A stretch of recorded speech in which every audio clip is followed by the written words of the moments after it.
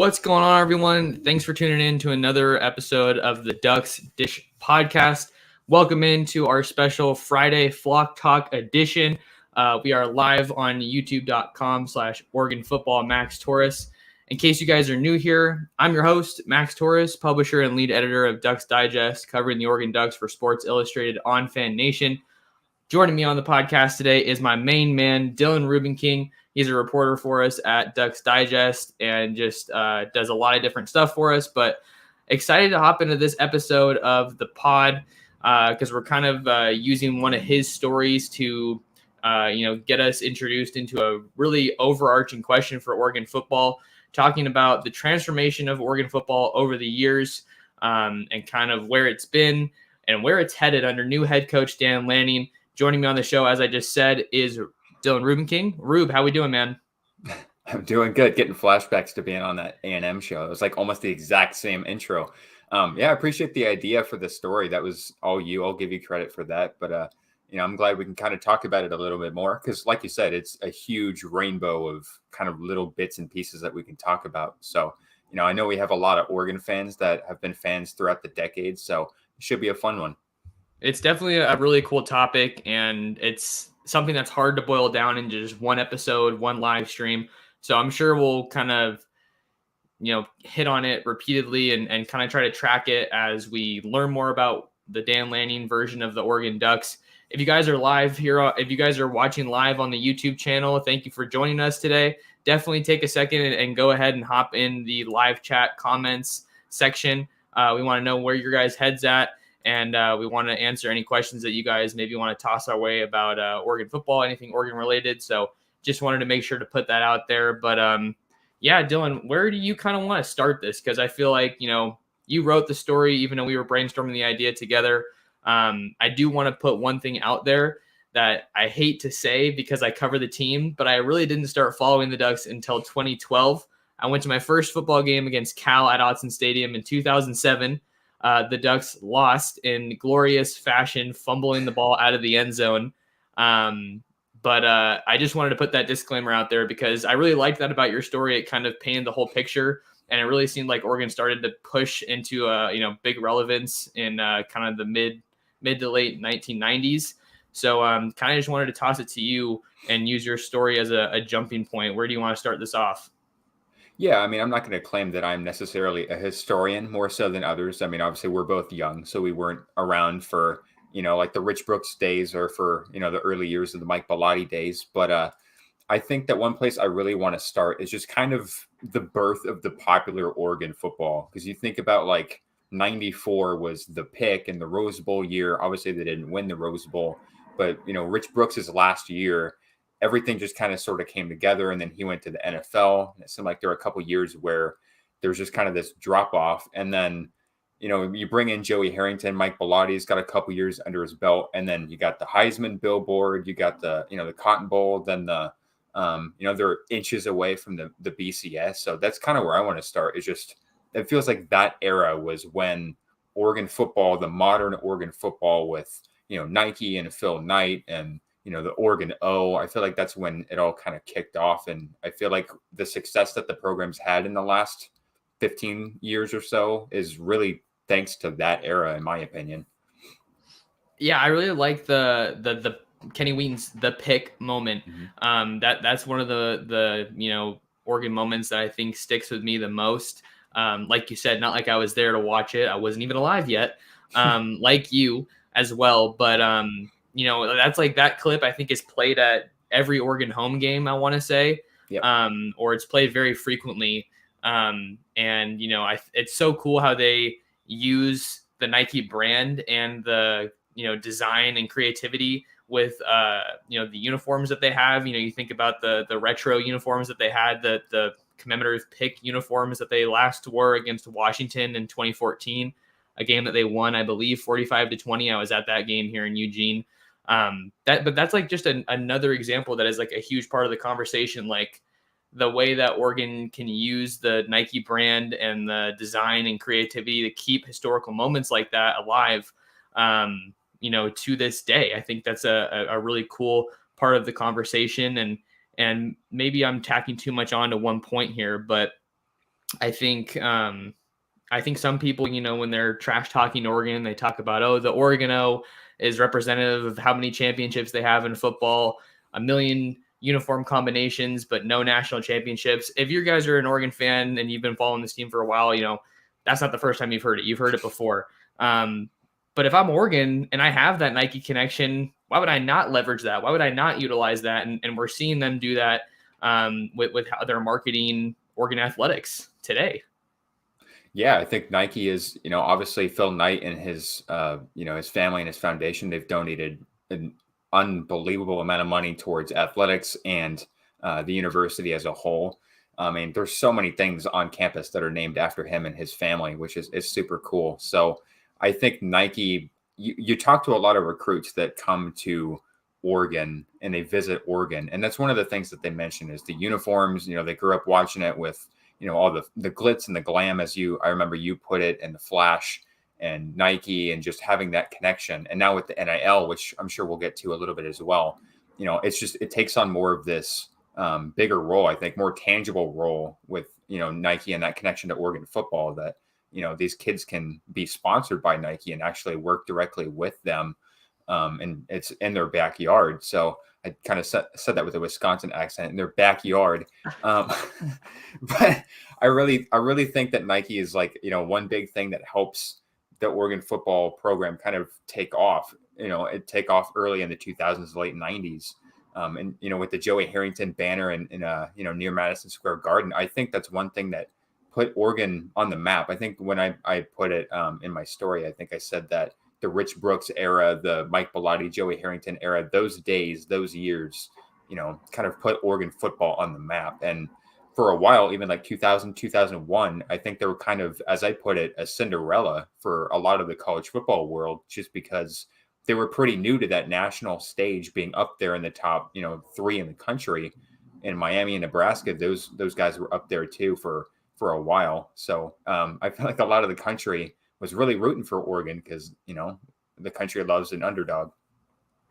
Yeah, and I feel like part of the transformation is that Oregon isn't the underdog anymore, right? Over the past 5-10 years, they've really been viewed as the alpha of the Pac-12 conference. When I started college in 2016 at Gonzaga, I made sure to set aside time on Saturdays to watch the Ducks.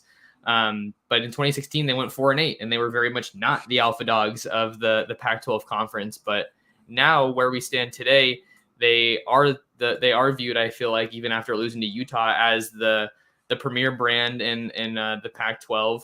And brand doesn't always mean team, but it's kind of an interesting relationship. And I think that with the roster that Mario Cristobal helped assemble and the way that Lanning's positioned to keep stockpiling elite talent, I think that they're in a great position to stay there. But you also have USC looking to fight back to, its glory days, which is something the Pac-12 needs, and I think college football needs. And I don't remember where I was quite going with that point, to be totally honest. I kind of just had a brain fart moment. But there was one thing that I wanted to talk about that you said earlier with, the recruits talking about growing up, watching the Ducks, watching guys like D'Anthony Thomas and Marcus Mariota. I think that while it's great to hear that, I feel like it's kind of a piece of Oregon history that's fading a little bit, just in terms of, how much you can really draw from it.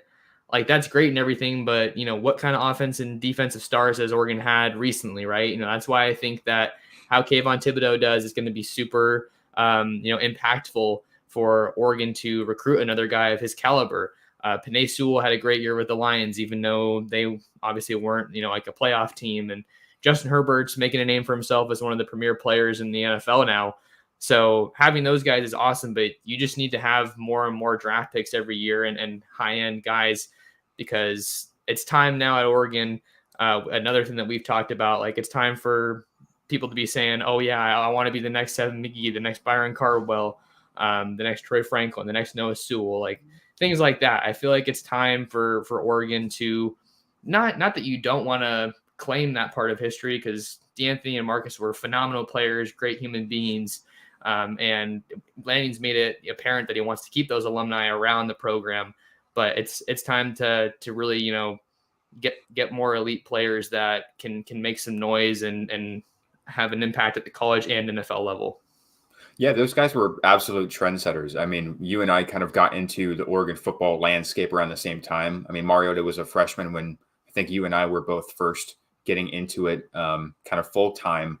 And DeAnthony Thomas obviously was a huge part of those early 2010 years. And there just was nobody like Oregon in the early 2010s rather, with, the up-tempo offense, just the offenses that would just run you out of the stadium, put up 50 a game, just the fastest guys you've seen on a football field. Like, that team was just special. Those 2011, 2012, really through 2014, through the Mariota, the national championship year, that was just the most special era, I think, of Oregon football, was from Chip Kelly's tenure through, Mariota's end of his career. And so, yeah, I think it is kind of fading. I mean, I was where was I? I think a sophomore in high school when Mariota was a Heisman. So it's been a bit. But I mean, yeah, they've had some star potential, obviously. Justin Herbert, you mentioned Penei Sewell, Kayvon. It just doesn't really feel like, and not to a fault of their own, but I definitely think that the product for the Oregon football team with those guys, it just didn't deliver with, the promise on the talent that they had. And we'll talk about that a little bit with Mario Cristobal and that coaching staff and, that sort of thing. But I felt like throughout that era, though, that there was always just one game that Oregon was away from, that, there was just one game away from being in that national spotlight. Like, you think of 2012, the Stanford game, 2013, Arizona, 2014 Arizona. Like, it just always felt like there was one game where if they won this, Oregon would be, national championship contenders or in the championship game. I mean, you think about 2001, I believe that was also a loss to Stanford, where they had the one loss and then got gypped out of the BCS for Nebraska, who wasn't even a division champion in their own conference. That was the closest they had gotten to the BCS title game at the time. And then 2011, they go undefeated. And then Michael Dyer was down, but they didn't call that. And so, they're 0-2 in national championship games, and it didn't really feel like they were super close to getting there, I would say, until last year after beating Ohio State, and then just the injuries and, some coaching weirdness, if you will. And, it just didn't feel like Oregon was ready to hit that level yet in the Cristobal era. And I feel like with Dan Lanning and the coaching staff and the recruiting capability, I feel like in the next couple of years, they're going to be back to, the 2011 to 2014 years where they're, right there in the thick of things. Let's stay on Chip Kelly for a little bit. I wanna reminisce about that a little bit, because it was just so, I think it was something that I didn't really appreciate at the time, because obviously I think you and I have both learned a lot about football, obviously, since Chip Kelly was at Oregon. One of the games that I remember going to was in 2013 very vividly against Washington State, when the Ducks had the pink uniforms, pink helmets. Marcus just had a crazy game. I want to say they scored 48 points. I remember I was like really hoping that they were going to crack 50 that game. But I think just watching what Chip Kelly did for Oregon and seeing him revolutionize college football the way that he did, with the hurry up offense, with the blur offense, all the explosion, it felt like Oregon would score 50 points every game. It was really cool just to see a coach do that, and the fact that it was happening at Oregon. And that's a time where I feel like they really latched on with the Nike brand and, win the day, that slogan was going on. And I think it was like fast, hard finish was another, piece of the, the Oregon image with football. And I just feel like now, if we're kind of contrasting it, I feel like, college football has definitely caught up to that. So it's like Oregon's kind of being looked to innovate again, with, a really strong roster, and, they're in a great spot to capitalize. Yeah, I think you made a really good point about kind of underappreciating what Chip Kelly did. And obviously we were both, young when he was tearing up the country in the Pac-12. Just to confirm, in that game, you said 2013 against Washington State? Yep. That final was 62-38. So okay. I believe you're thinking of maybe a different one. Okay. But yeah, I mean, you kind of don't really understand how different a team is when you're really watching them. Um, like for example, I remember when I was growing up as a Packers fan, and I didn't realize that Aaron Rodgers and even Charles Woodson, like those guys were on a different level because I was just watching them every weekend. And then you kind of watch other teams and you just assume everybody is kind of in the same realm and doing the same thing, but they're totally not. And Oregon's offense was absolutely kind of the iteration of that, where their offense was just different. And now you watch it, and there's so many teams that still do this up tempo, spread you out kind of offense. It's almost a norm now. And you can really thank Chip Kelly for that. Not that he was the originator of it, but I think he was really the one that, what's the word I'm looking for? I guess kind of put it on the map in a sense, just on a national spectrum. And you just don't really find a team from head to toe, especially on offense, that had the speed that Oregon had. And I feel like this roster specifically, you're starting to get a little bit of that sense of they're getting that speed back. We might see some of those, the 2011, 2014 teams, and even the ones in between. I think 2012 was one of the fastest teams I've ever seen with D'Anthony Thomas, Kenyon Barner, Josh Huff, those guys, and Mariota as a freshman. Can't forget him. I just think that this roster is as close with that athleticism and that speed as we've seen since those days. And if they keep talking about, Lanning and Dillingham with this explosive offense that we're going to see, then I really hope they utilize those guys that have that track speed that Dan Lanning was talking about, and on defense too. We talked about that a little bit in one of our last stories, that they've got a bunch of dudes in the secondary that can run track, and Devin Jackson, who's a linebacker that can run track. This is one of those rosters that you think is, they have a lot of intangibles, a lot of speed, a lot of instincts that you really just can't teach, a lot of athleticism too. And I feel like that's kind of what made those teams back in the past, in the last 10 years, really special, is they just had those instincts, that athleticism, that speed that made Oregon football fun and exciting, but also successful. And I feel like Oregon, to be successful with this new coaching staff and this roster, I think they should definitely get back to that. Yeah, I definitely want to circle back to that point once we get to talking about Lanning a little bit more and kind of where Oregon stands now. But I liked your point about how it's just kind of, or maybe this wasn't you were talking about the speed coming back to Oregon. We know that there's definitely a lot of capable playmakers on offense, but a lot of that speed's coming on defense, which is super interesting to look at. And I know Lanning, when I asked him about that, he was saying, speed's something that doesn't change. And then the same thing goes for the size that the Ducks have on this roster. But I kind of wanted to, I feel like we didn't really even talk about the Chip Kelly era a ton. I probably would have needed a little bit more research for that. So I kind of just, talked about what I was able to see when I was watching it in high school, because I was 2012 to 2016. But I want to talk about the Mario Cristobal era. I know a lot of people don't like talking about Mario because of the way that he left and the fact that he's in Miami now. But I think there is a ton that we can learn from the Mario Cristobal era at Oregon, because he showed that there's a blueprint for success and kind of, I think, the more modern college football landscape, that blueprint. And Lanning's in a great position to pick up right where he left off, and it already looks like that's happening. But I think one of the biggest differences, not that they coached back-to-back, obviously, but because we're talking about the Chip Kelly era and then now the Mario Cristobal era, one of the biggest differences has to be the recruiting, because Chip Kelly had an awesome on-field product, had some four-star guys here and there, and even made the push for the occasional 5-star. But with Mario, that became a regularity. It was kind of just like, okay, they landed at an All-American. Who's next? Like, I feel like it's kind of like the gift that keeps on giving with recruiting, especially when you're, at a school like Oregon. Like, I'm very fortunate to cover a school like Oregon that does recruit at a high level, because I know people that cover other schools that just don't recruit like very well. And it's, man, that must just be terrible.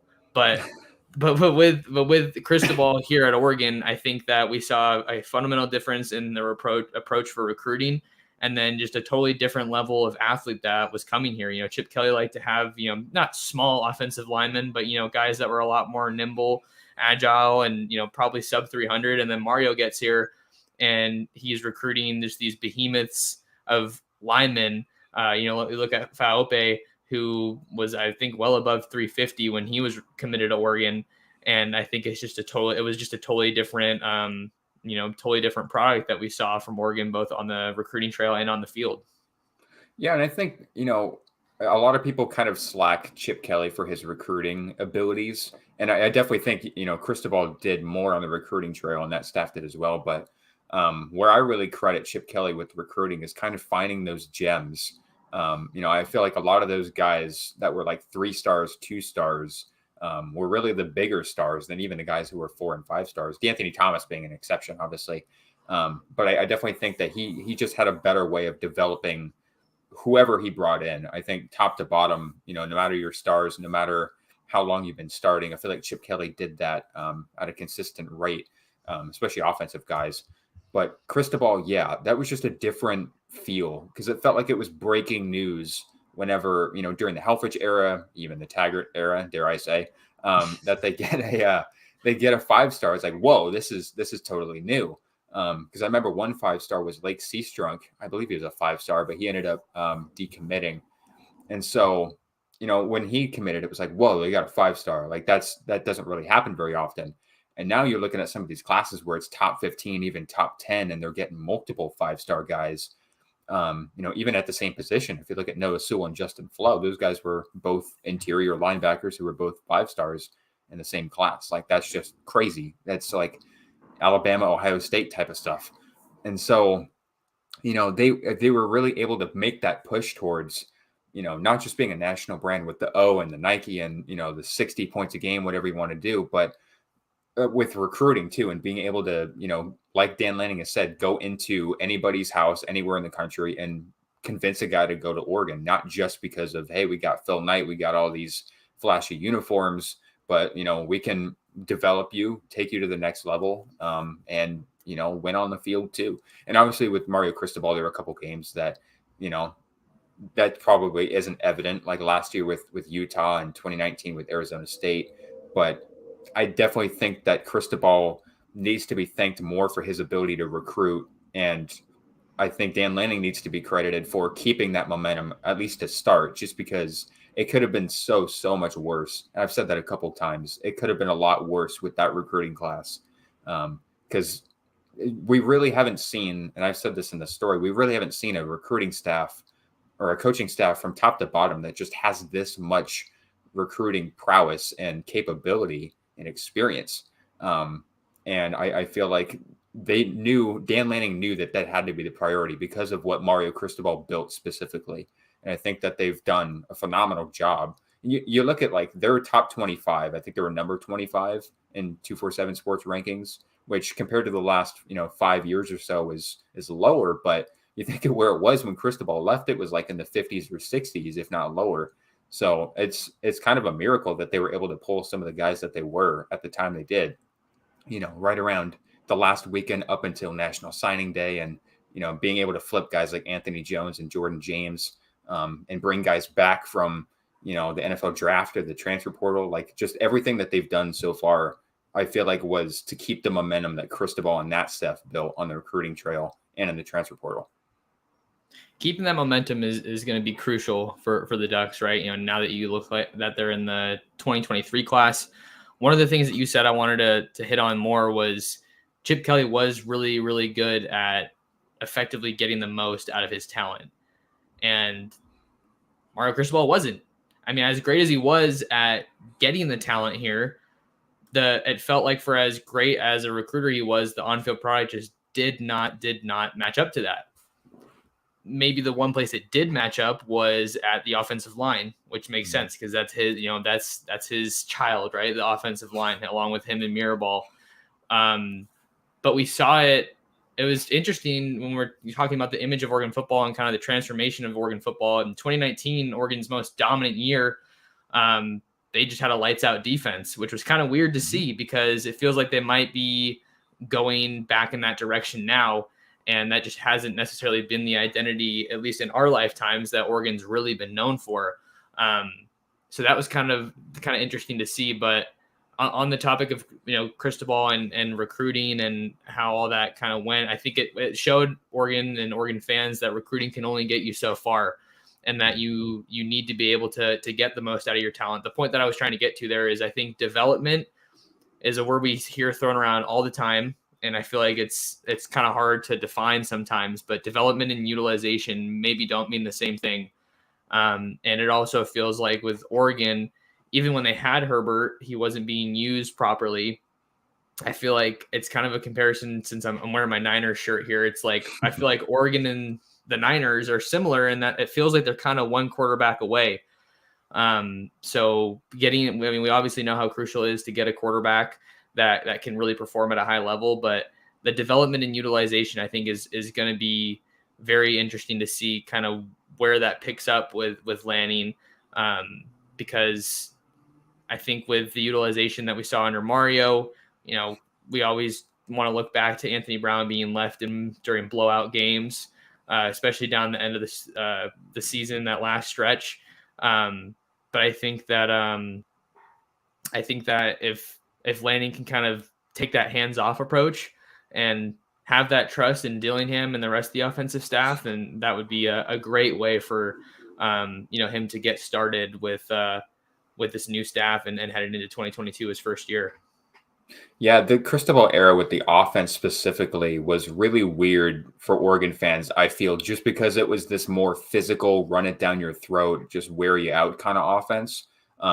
Instead of just we're going to run all over you and tire you out just from running past you. Like the trenches were not as much, like you said, were not as much a priority back with Chip Kelly and Mark Helfrich. In Cristobal, it was really just, CJ Verdell is going to run right up through you and just dominate you, especially 2019. And I just feel like the Justin Herbert era left so much to be desired. Like there was just so much talent question. that you really wanted to just see. Like, I think that they didn't really, how am I trying to word this? The downfield offense was still kind of more evident than this past year. I think it was because you had guys like Johnny Johnson who was being utilized more, Jacob Breland, some of those guys that were a little bit more prevalent in the offense. And I just felt like they didn't really have a lot of faith in Justin Herbert, even though he could have been an NFL draft pick, first round pick, after the 2018 season, and chose to came back, and they still didn't really utilize him the best that they should have. He didn't really put up the crazy numbers that you really see from first round quarterbacks, especially with, now that you've seen him play at the professional level, what he's capable of. And so I'm not sure where I was trying to go with that, but I just think that Justin Herbert, like that era, it was just really disappointing. And I know that they won a Rose Bowl, they won a Pac-12 championship. I just felt like there should have been more, like that year specifically, 2019, because that was the year I was on campus going to games, and they were just, I don't know. I just felt like Justin Herbert was not ripping apart defenses like he should have been, because they had the talent and there were a lot of drops. I know that that's one thing that needs to be mentioned with that year specifically, and years prior. There were a ton of drops, but I just felt like the scheme was not set up for him to succeed and for him to put up kind of Mariota, Dennis Dixon level numbers. I guess we could probably put Herbert in the Dennis Dixon conversation, but I just felt like Herbert was capable of being on the same tier of Mariota from that 2014 season, and we just never really saw it. Not to any fault of his own, though. Sure. I mean, that's definitely a fair argument after seeing how well he's doing in the NFL, right? But I think with the 2019 season, it's like, even though as good as the offense was, and I mean, it continued for the next 2 years after that in 2020 and 21, we just didn't see something that was very effective. It was always get the job done, good, not great, mediocre at times, right? I think that the biggest thing that I'm looking for this staff, and we saw it even during the Alamo Bowl, I don't even need to see, I'm not expecting like crazy explosive numbers, 30-point blowouts. I just want to see them try, Dylan. I mean, and what I mean by that is I want to see some innovation. I want to see Kenny Dillingham like putting out everything that he's, like back to what we were just saying about Kenny Dillingham being allowed to just do his job. I think that we just want to see someone who's able to have complete freedom. We want to see Troy Franklin, Dante Thornton, Chris Hudson, just, there's obviously other players I could mention, but we just want to see them utilized to their full ability. We don't want to see these stupid screenplays that Marcus Arroyo was calling every other drive. We don't want to see these dive plays that are just going to get stuffed on 3rd and 4 or in critical situations. Just want to see them mix it up a little bit. And I feel like that is one of the points I'm most passionate about as we head into 2022 and we have our first year of the Kenny Dillingham offense. It seems like he's just talking about all the excitement that the offense can bring. He knows that that's still something that Oregon is known for, even though it's been an underwhelming offense for a couple of years. He wants to get that tempo back, and I think that that's just really encouraging to see. And obviously a big part of that piece of the puzzle is going to be what the quarterback room looks like. Which is a whole nother discussion we could talk about with, bringing transfers in or relying on the young guys sometimes. And I don't want to talk about too much in one point. So that was what I had to say. Yeah, so I think one point with the Mario Cristobal offense specifically and the Joe Moorhead and the Marcus Arroyo, it was just, to me, it was never anything special. It was never anything that threw offenses off. It was, I wouldn't say stale. I think towards the end of last year, it was definitely stale. But I think through a lot of it, it wasn't really anything special, anything that you'd really have to scheme against. You'd really have to do your film to figure out. Like, it really seemed like it was kind of straightforward. We're just going to run right down your throat, dink and dunk stuff, a couple slants here now and then. And every once in a while we'll throw it deep. But last year, especially towards the end, and in the Alamo Bowl specifically, I think I said this the last 3 games where I wanted Joe Moorhead to just open it up, just to open up the playbook. I'm sure there was so much more that they could have done in those last 3 games, Oregon State, Pac-12 Championship, Alamo Bowl, that they could have just opened it up. Because the Oregon State game, you're coming off of a beatdown where offensively you were just embarrassed. And even then against Oregon State, it felt like there was progress, but still a little bit left to be desired. Utah, they kind of fought back, but not really. And then Alamo Bowl, you saw flashes of what could have been the entire season. And I feel like that chunk, specifically in the second half, because the first half was another embarrassment, but the second half, you really got to see what Oregon's offense with the talent and even the scheming could have been. And I feel like next year they're going to have to kind of look at, okay, why did that work? Why did those guys make the plays that they did? How do we get them in positions to make plays like that? So I'm sure that's how Dan Lanning and his staff are going to be utilizing their mirrors, late at night, is to draw up plays to, like you said, get those guys opportunities to, do damage, because there's a lot of game breakers on the offense and on defense now too. And that's another point I wanted to make if you wanted to transition to defense, because I know you brought it up a couple times and I was kind of glossing over that, not on purpose, but I was just, my brain's let's stay on offense a little bit more. I feel like that's one of the things that kind of happens with these shows sometimes is I get so excited. I just start firing off these points like all over the place. And then it's like, okay, Max, you just said like 10 things. What am I supposed to do here? So let's stay on offense for a second. Did you have anything else you wanted to add on that last point?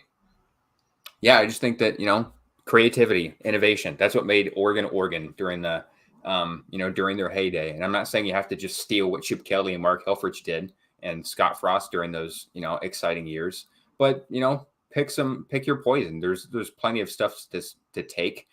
Kenny Dillingham had some really good stuff from his days at Florida State and Auburn. And I'm really excited to see what some of those position guys can do with Carlos Lachlan and Drew Maringer and Junior Adams and Adrian Clem. I just feel like there's a lot of experience that, I just don't want to see the same stale dink and dunk kind of stale offense anymore. I want to see, I'm not expecting, like you said, I'm not expecting the 2012 50 points a game, just crazy offensive stuff, but just something that looks more productive, something that looks like Oregon football, something that, you don't really groan every time you see any certain player make a certain play. Like, I'm not trying to be too specific or anything, but I just feel like the offense has just been kind of dead in a sense. I mean, like, you look at the numbers, they put up 35 points a game. They have Ohio State, I think, was probably one of their cleanest performances. UCLA, up until Anthony Brown threw those picks, it was a really good offensive performance. And I just feel like you need more consistency there. And I really hope that the offensive staff that Oregon has brought in, that Dan Lanning has brought in, I just hope that they can deliver, because Oregon fans have been hungry for some explosion for a few years now. That's one of the things that's so tough about the offseason that we find ourselves in, is that Oregon fans are going to be, finding themselves latching onto that second half of the Alamo Bowl, Mhm. until April 23rd, until the spring game, or maybe until spring football, like when that gets started up. I would assume late next month. We're still waiting for, official dates and all that. But quick side note, like that's just one of the cool things about having this platform and just being able to kind of talk about whatever we want is, it's hoop season, but if you're an Oregon sports fan, you know that football is kind of where it's at. So really fun that we can just kind of have shows like these in, the middle of February. But yeah, as far as the offense goes, I think that's one of the reasons I'm so happy that they didn't hire Chip Kelly. Not to slight him as a coach at all, because obviously he's a brilliant offensive mind. But if you were to bring in Chip Kelly, that he would have had, final say. I'd probably say it's fair to argue, over the offense. And you're kind of relying on capturing lightning in a bottle a second time, which is so tough to do, especially when we're seeing how much college football is changing. That's why I feel like I'm encouraged by bringing in a young mind like Kenny Dillingham, because, you look at guys like Sean McVay, who's one of the younger NFL coaches. He is really praised for his innovation. Same kind of thing with Kyle Shanahan, which, we don't have to talk too much about the Niners, because that was just a brutal way to end the season, with Jimmy Garoppolo as the quarterback. But yeah, I just feel like Kenny Dillingham and the talent that Oregon has on offense, it's like ripe for the picking. Like this is the time to just throw it all out there and just kind of have a fresh reset of the offense. And I feel like that's part of the reason why this next season is so important, to kind of go big picture again. I know you wanted to get to defense and you got to get out of here in a little bit, so I want to make sure we can hit on that. But to try to smoothly transition into another point, is just, I feel like that's part of the reason that this next 2022 season is so important, because I feel like it's a chance for Oregon to get back to its traditional identity as far as having an explosive and a fun offense. But at the same time, we bring in this brilliant defensive mind with Dan Lanning. Most of the talent on the roster, maybe not most, but I think the most talent on the roster is on the defensive side of the ball. And it feels like Oregon is capable of being at least competitive, I think, in any game against any opponent. I think we kind of got a glimpse of that against Ohio State last year. But there's just so much change going on. And it's like, first year head coach, try to get back to an explosive offense, but you have all these awesome pieces to the puzzle on defense. It feels like kind of a rebuild, but in a sense of like, they're not necessarily rebuilding from like a place of what's the word? I guess, agony. Like they're not rebuilding from, a terrible season. Like they almost won the Pac-12. They were in the Pac-12 championship. They didn't really, show up in the Pac-12 championship game, but I mean they were in there and they went to the Alamo Bowl. 10 wins. It's not a bad year to go off of, but you're still trying to rebuild this momentum and this, like you said, tradition, I guess. And it just seems like now is the time. But at the same time, like you said, it's a new coaching staff, and it's hard to expect, kind of a repeat year, at least last year, 10 wins from a brand new staff. And it's a tough schedule, especially the non-conference. It's just going to be, I feel like people are going to be too quick to make it a disappointment if it's not a 10-win season, given all the change that's happened. But I kind of go back and forth in that. I'm not sure if you feel any differently, because it's a lot of the same talent, but they're still trying to figure out the new coaching staff and utilize everybody. Like I'm trying to figure out what a disappointing season would be with everything, that's new with the program. That's something we can definitely get into, as the season approaches, and we'll talk about that, more preview content and everything. But that's a great point. I mean, I think you feel like you were just on the doorstep of a college football playoff appearance. If you don't get your butt handed to you by Utah and you make some adjustments and you don't keep that stale offense. But it feels like, I would kind of put it like this, maybe. I don't think that they're rebuilding from a roster standpoint at all, because there is so much talent. But I think they're really close to being that kind of a program that's reloading, not rebuilding. But it almost feels like, I don't know, this might be totally out of left field, but I kind of feel like they're maybe rebuilding from an identity standpoint, right? Yeah. Because like what we were just talking about these past couple of minutes, potentially going back to that explosive offense, what the Oregon was known for, but still, taking this amazing defense for all it's worth. And it's so often that, programs in college football, it's only natural that they take the identity of their head coach. Yeah, Eric has a comment here, rebooting. Maybe that's a better way. Not reloading, not rebuilding, rebooting, revamping. I don't know. We can do a lot of re's. But no, yeah, Eric, that's a great way to put it. Maybe that kind of sums up what we were trying to get at here. But another big point that I kind of wanted to talk about, Dylan, how much time do you think you're good for? Like 5 more minutes or so? Yeah, I think I'm good for that. Okay, cool. This is a big. Okay. I don't know. Maybe I'll go into one of these points after you hop out. But since we're talking about offense and defense and kind of maybe where Oregon's identity lies as they go through this reboot, as we're calling it on this episode, the concept of defense winning championships. Let's dig into that a little bit more, because it felt like in these past couple of years, I think Alabama is one of the really good examples, seeing that Saban is a defensive mind.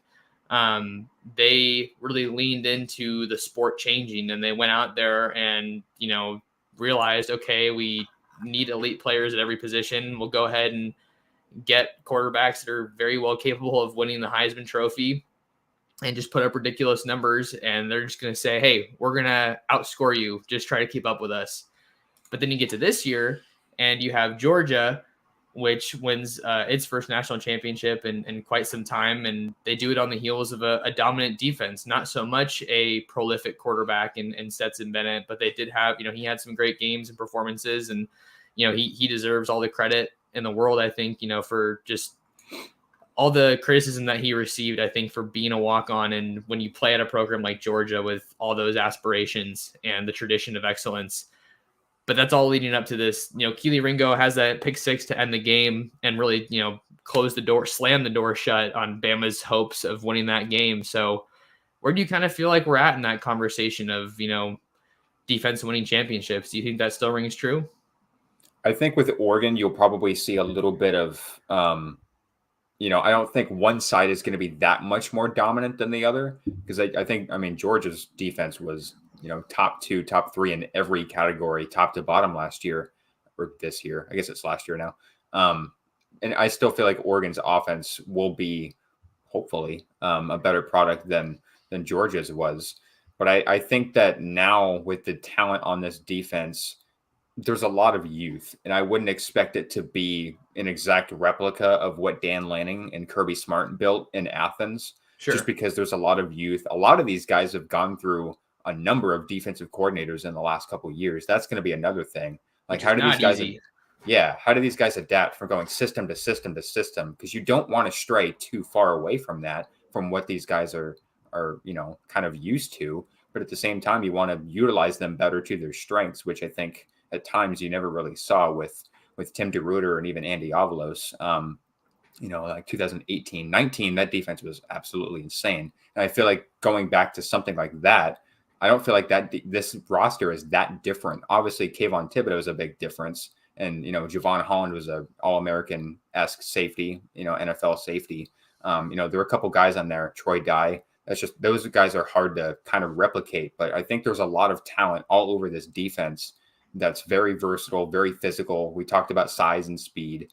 And I feel like a lot can be compared to that Georgia defense. There was massive size, massive speed, a lot more experience, though. I think that's where they, definitely have the ups on Oregon. But I think in a couple years, I think that Oregon defense, if they keep recruiting the way that they do, it's going to be, I feel like it'll be as dominant of that 2019 defense, if not more dominant, just because Dan Lanning, Tosh Lupoi, I feel like that duo right there is one of the best defensive duos in a coaching staff in college football. Like that gives me all the hope in the world. Yeah, the pieces are certainly there for Oregon to get back to being an elite defense. And I like what you were saying about having all those different coordinators, because when DeRuyter was here last year, kind of wild to to think that he was only here for a season, right? Am I having a Yeah. brain fart? He wasn't in 2020. It was still Avalos, right? Yep. Yeah, wow. I don't know why I just thought about that. But yeah, because he was talking about, you want to simplify it, and you don't want to overload these guys when you're installing a new defense. But here we are a year later, and the Oregon defense is going to have to, or the Oregon roster is going to have to go through a new defense, and obviously some changes and new terminology. Guys probably getting moved around. I think that's one of the things that I like the most about this Oregon roster, regardless of which side of the ball, is the versatility that they have. We've been talking a lot about Jeff Bossa and kind of where he maybe finds his home next year after spending it at linebacker, but there's still, I think some coverage skills that are lacking from the linebacker unit. So maybe it makes sense for him to stay there. But yeah, I feel like as far as defense winning championships, I think that how do you look at last year and not see that, right? When you're just having a dominant defense that can, bow up and really keep you in games and ultimately make plays like Keith Ringo's pick six. And I think that when you look at Oregon, I think their offense was obviously very lacking last year, but I think there's definitely times where the defense did keep them in a lot of games. I think about the UCLA game when DJ James had that big interception. That was obviously really big. Ohio State, they won the turnover battle. The Ducks did, and that one. So I think that just having an elite defense really, really is a huge help, because if you're keeping the other team off the board, then it's less of a hole for your offense to have to kind of dig out of. And I think that last year's offense, as as good as they were at running the ball overall, it was pretty average. Yeah, and I think one last point I wanted to kind of touch on before I head out here is I think there's something to be said about these Oregon teams that have been really successful and stability within the coaching staff and the roster. Because like 2001, I believe that was Belotti's 7th season. Jeff Tedford had been there for a few years. Nick Aliotti had been there for a few years. 2011, Chip Kelly, I think that was year 2 for him. And Nick Aliotti was there for like year 15 or whatever it was. He was there forever. 2014 was a little less stability because Helfrich was only in his second year as head coach, but he had been there as an offensive coordinator. Scott Frost was pretty new. Don Pelham was pretty new, but the roster was, mostly returned. So I feel like having that stability is kind of what has led to Oregon teams being successful in the past. And with this much new, the coaching staff and a lot of new pieces on the roster, I wouldn't say I'd expect to see an 11-12 win season right out of the gate. I definitely think it's going to be a lot of fun to watch. And I think that the coordinators are as good of a combo as Oregon's really had. And my expectations are really, really high. I know a lot of Oregon fans' expectations are really high too, but I think it's going to kind of be a process just because a lot of these guys have been through, multiple coordinators, multiple coaching staffs. It's hard to succeed like that.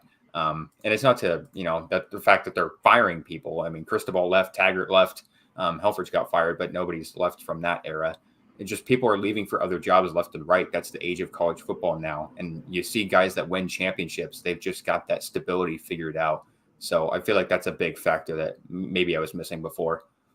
Stability is definitely a big part of the equation. And we'll continue to talk about expectations for Oregon, realistic expectations as we get closer to spring football and into the summer, and maybe you have a better idea of what the final 2022 signing class looks like with a couple guys still kind of out there on the board. But I'm going to get to some of these questions and comments. But Dylan, before you get out of here,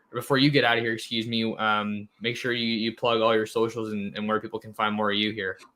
Yeah, so you can find me on Twitter at DRK Sports News. It's not Dr. K Sports News, I promise you. I know it looks like it, and I've been called that a number of times, but it's DRK Sports News. Dylan Reuben King, in case nobody could figure that out. I didn't know if you knew that, actually.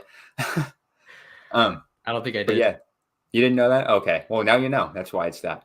You can find my work on Ducks Digest. I'm writing stuff for them pretty often. And you can also find my work on the transfer portal. We're at tportalcfb on Twitter. Awesome. Well, you guys got to make sure to lock in with Dylan. He's a baller, and he does just about everything for us: graphics, writing, podcasts, and videos with me. He's a rock star. So, Dylan, we'll let you head out and get some food and get your weekend going a little bit. And I'm sure we'll have you back on here real soon. All right. Appreciate it, Max. All right. Take care, man. All right. And then there was one.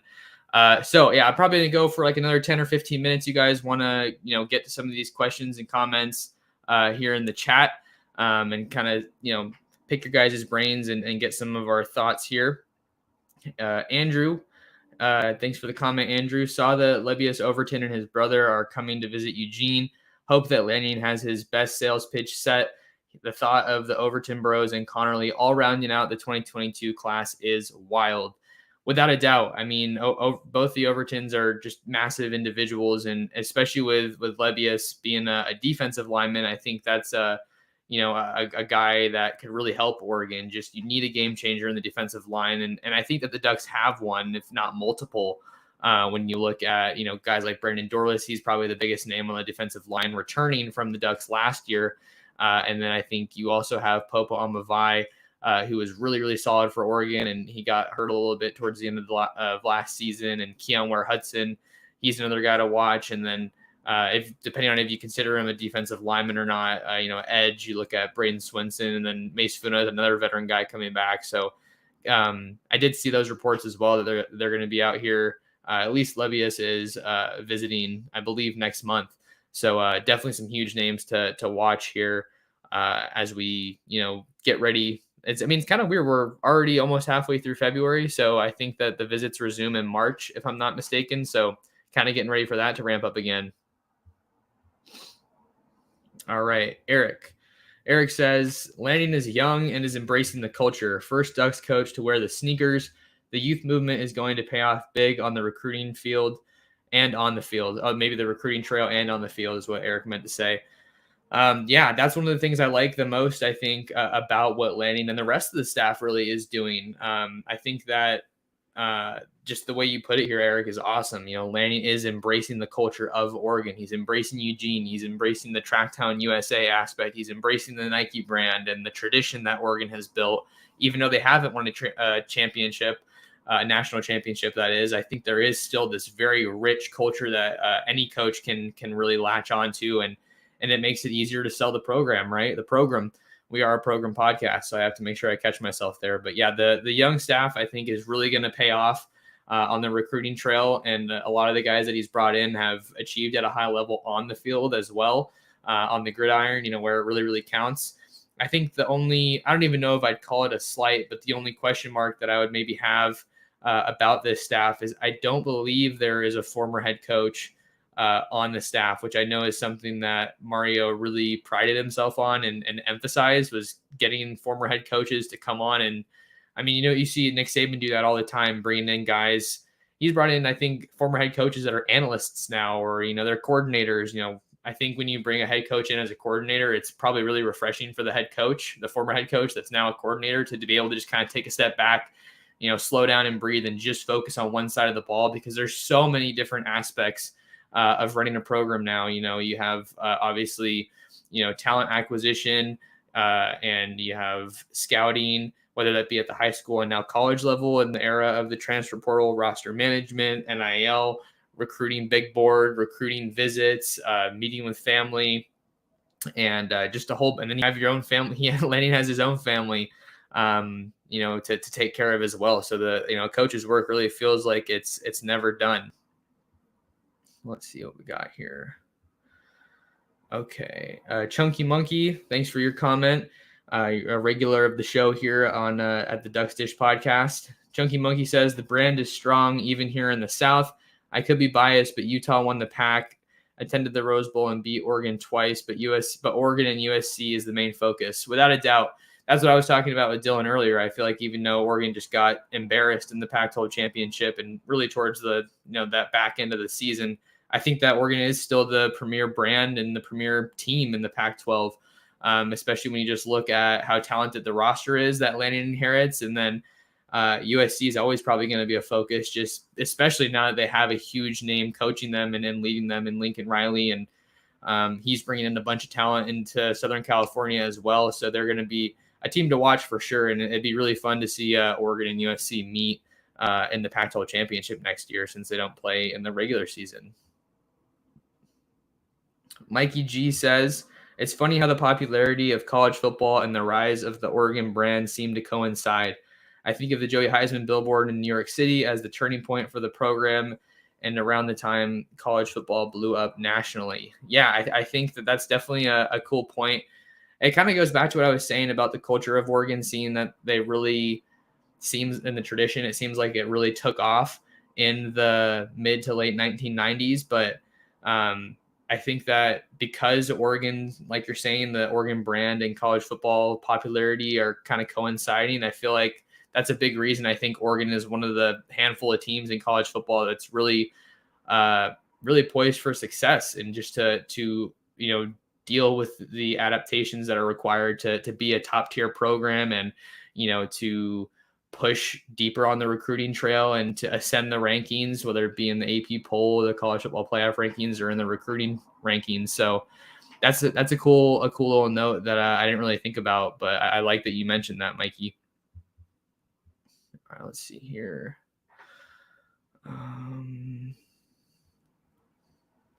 Purely away. Richard Wang says most of Cristobal's offensive line recruits are very overrated. Penei Sewell, that's it. Yeah, I mean, I think that they have brought. He obviously got tongue twisted there. I think that he obviously has brought in a lot of high level offensive linemen.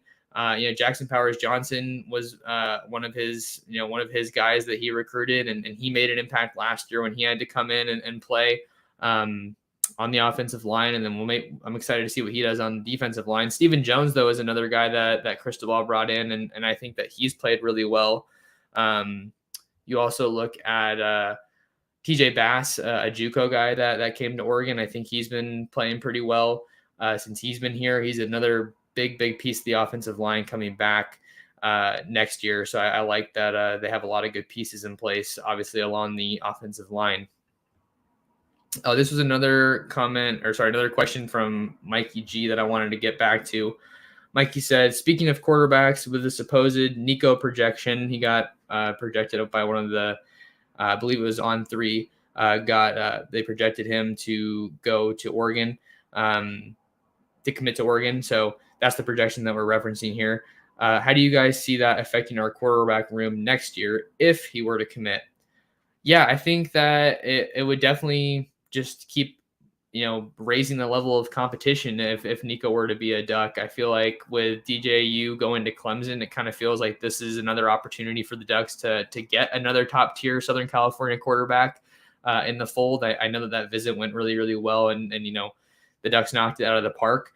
But I don't think, affecting the quarterback room, so you would essentially have just looking at the roster now, you would have Bo Nix, Ty Thompson, Jay Butterfield, and Nico, assuming that they all come back in 2023, because Bo Nix has 2 years of eligibility.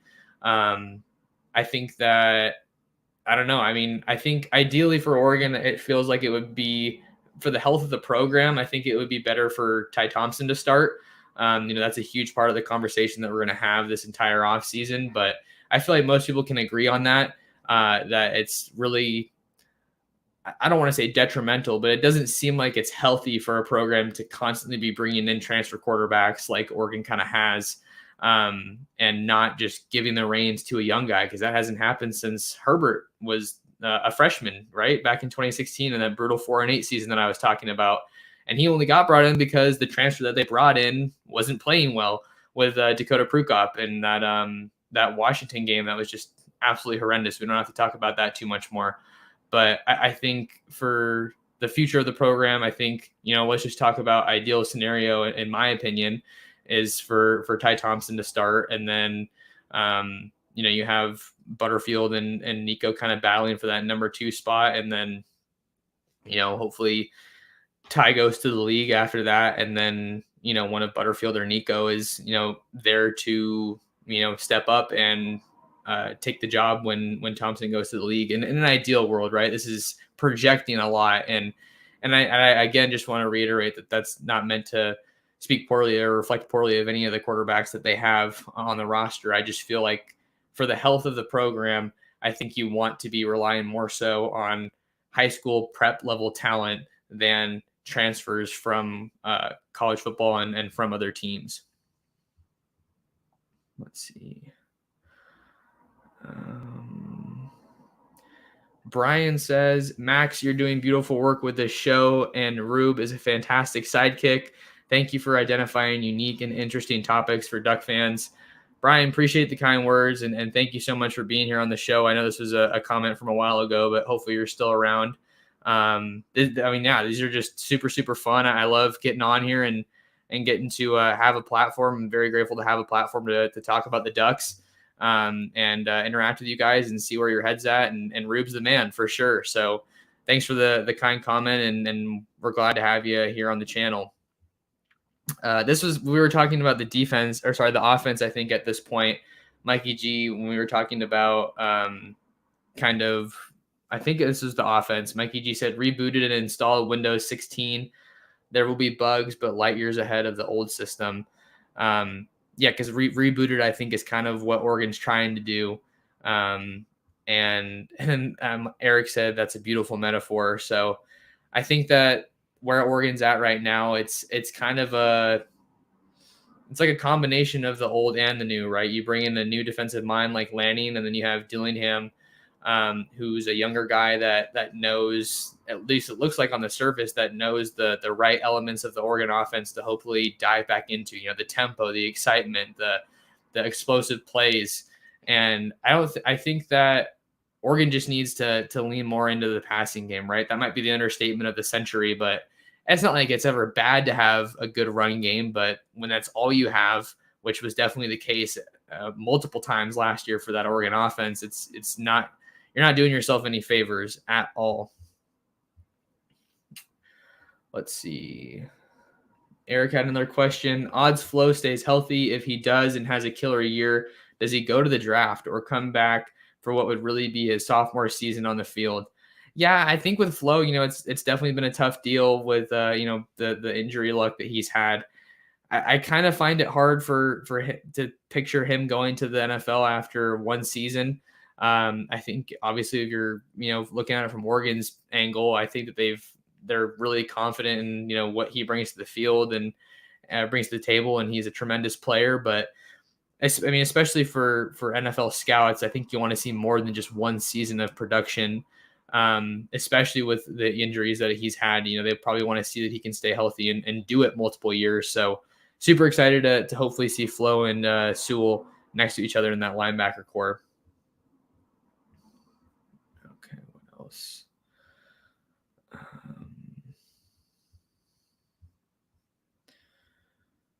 There's another comment that I wanted to get to. Mikey G said, defense wins championships, no debate. It's at the heart of football. The ability to deny an offense movement requires both strength and wit. Not that offense isn't important, but you can get away with a stout defense and a mediocre offense, not the other way around. That's a great point. I think that was kind of what it kind of felt like that's kind of what Oregon was going for last year, right?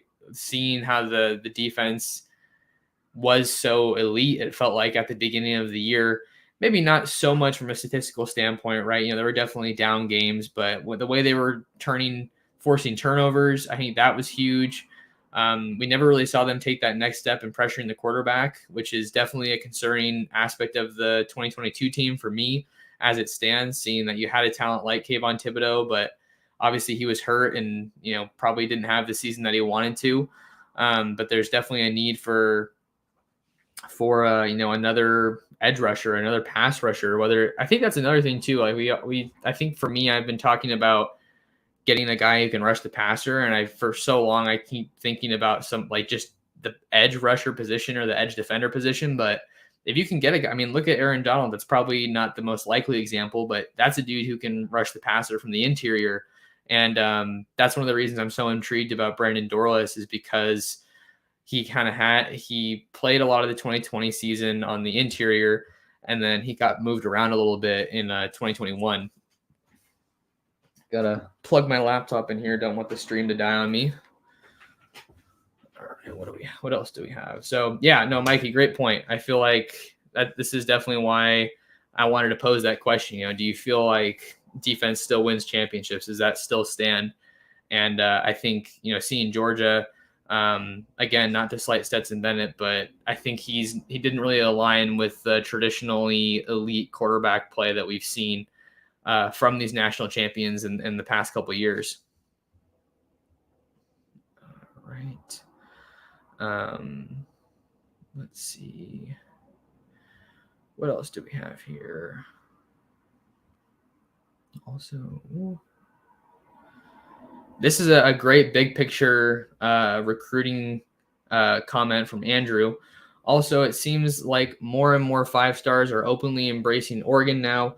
Connerly and Overton seem like real possibilities. Amazing that Lanning has that kind of pull so quick. Love it. Yeah, this is definitely a good sign for Oregon, and it's something that you see even in like these top school lists, right? I think we've been seeing that for years, even under Cristobal. For the longest time, it felt like Oregon was the only school out west that was included on a lot of these kids' top, 5s, top 10s. I feel like I can't really start taking a top school list seriously unless it's to like the 5 or 6 area, because then you look at how many, like what officials are they going to take, what schools get official visits because they only get 5. I think that is pretty big. But yeah, I feel like just because of the way Oregon has built itself over the last 5 or so years, really more so under Cristobal, they have built themselves into a Pac-12 title contender, on a yearly basis, if not being the favorite in a lot of these preseason media polls, right? They're a recruiting powerhouse. So they've proven that that not only do elite players want to come there, but the coaches can capitalize and ultimately get that signature, get them on campus. And then with the NFL draft, with guys like Penei Sewell and Kayvon Thibodeau, Mikael Wright, who's going to get drafted this year, like they've showed that they can really do the entire thing: identify talent, recruit it, develop it, and then get them off to the next level. So I think that's a huge part, and that's definitely a big reason, Andrew, I think, to your point, why a lot of these high-profile recruits are openly embracing Oregon.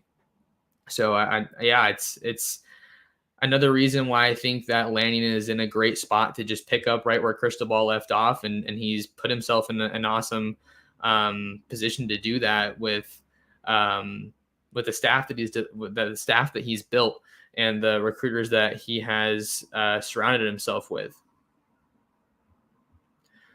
All right, guys, that is, I think, going to do it for this episode of the Ducks Dish podcast. I'm heading out to Corvallis in a couple hours to cover the Oregon women's basketball team. So I'll be going to that game with our photographer, Scott Bolt. So make sure that you guys stay tuned into Ducks Digest to catch our coverage of the women's basketball game. But before I get out of here, just want to give everyone a huge thank you for tuning in to this episode of the show. Got a lot of awesome comments and questions, so getting to interact with you guys, pretty good turnout. If you guys want to find more of me, you can find me on Twitter at mtorressports. Just ask a small favor of you guys. Go ahead and share the show. I think this might be like the 70th episode of the Ducks Dish podcast, so we're really, picking up steam, it feels like, and I want to get this show and get the show in front of more Duck fans, whether it be here on YouTube on my channel or on Apple Podcasts or Spotify. I think that it'd be awesome if you guys could just do us a favor and share the show and the channel and the podcast with other Duck fans and spread the word. But that's all I have for this one, guys. Thank you so much for tuning in to the Ducks Dish podcast. Everybody have an awesome weekend. I'll make sure to tweet out when the next live show is, but appreciate everybody for stopping by. Hope everyone has a good weekend, and we will see you in the next one.